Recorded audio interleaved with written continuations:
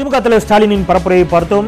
தற்போது அம்மா மக்கள் முன்னேற்ற கழகம் சார்பில் பெரம்பூர் சட்டமன்ற தொகுதிக்கு வந்திருக்கக்கூடிய அந்த இடைத்தேர்தலில் போட்டியிடக்கூடிய வெற்றிவேல் அவர்களை ஆதரித்து டிடிவி தினகரன் பிரச்சாரத்தில் ஈடுபட்டுக் கொண்டிருக்கிறார். அந்த காட்சிகளை பார்க்கலாம்.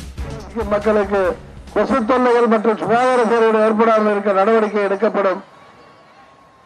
மேலும் இன்றைக்கு தமிழகத்தை வஞ்சித்துக் கொண்டிருக்கின்ற மோடி இந்த பழனிசாமி கம்பெனியின் கூட்டணியை முறியடிக்கவும் திமுக தலைமையிலான அந்த ஏமாற்று கூட்டணியை காங்கிரஸ் பேரியக்கத்தை காமித்து காங்கிரஸ் கட்சி ஆட்சிக்கு வரும் என்று சொல்லி நம்மை ஏமாற்ற பார்க்கிறார்கள்.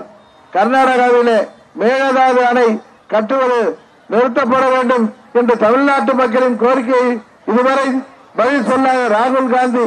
என்றைக்கும் தமிழ்நாட்டு மக்களின் பிரச்சனையை காங்கிரஸ் கட்சி செய்ய போவதில்லை. அதுபோல தேசிய கட்சிகள் ஒன்றைக்கும் தமிழ்நாட்டை புறக்கணித்து வருகின்றன. அதனால்தான் அம்மா அவர்களுக்கு நீங்கள் 2014 ஆதரவு கொடுத்த காரணத்தினால்தான் தமிழ்நாட்டு மக்களுக்காக போராடுகிறார்கள்.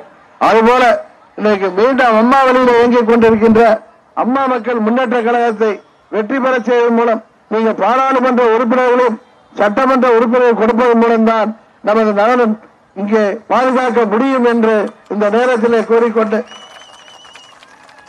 தமிழ்நாட்டிலே வாழ்கின்ற இந்துக்கள், இஸ்லாமியர்கள், கிறிஸ்தவர்கள், பிற மதத்தைச் சேர்ந்தவர்கள் அனைவரும் ஒற்றுமையுடன் வாழ என்றென்றைக்கும் உங்களுக்கு தோழர்களாக பாதுகாவலர்களாக இருக்கக்கூடியவர்கள் அம்மாவின் தொண்டர்களாகிய அம்மா மக்கள் முன்னேற்ற கழகத்தைச் சேர்ந்தவர்கள் என்ற உறுதியை இந்த நேரத்தில் கூறிக்கொண்டு சிறையிலே வாடுகின்ற அந்த 7 பேருடன் வாடுகின்ற 20 ஆண்டுகளை நிறைவு செய்த இஸ்லாமிய சகோதரர்கள் 41 பேரும் விடுதலை பெறுவதற்கு நாம் வெற்றி பெற்றவுடன் நிச்சயம் அதற்கான முயற்சிகளை மேற்கொண்டு வெற்றி பெறுவோம். அதைத்தான் நமது தேர்தல் அறிக்கையிலே நாம் குறிப்பிட்டிருக்கிறோம். தேர்தல் அறிக்கையிலே குறிப்பிட்ட அனைத்தும் அந்தந்த பகுதி மக்களின் தேவைகளை குறிப்பிட்டிருக்கிறோம்.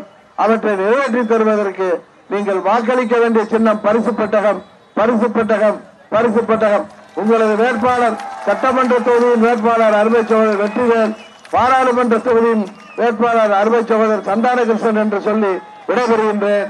நன்றி, வணக்கம்.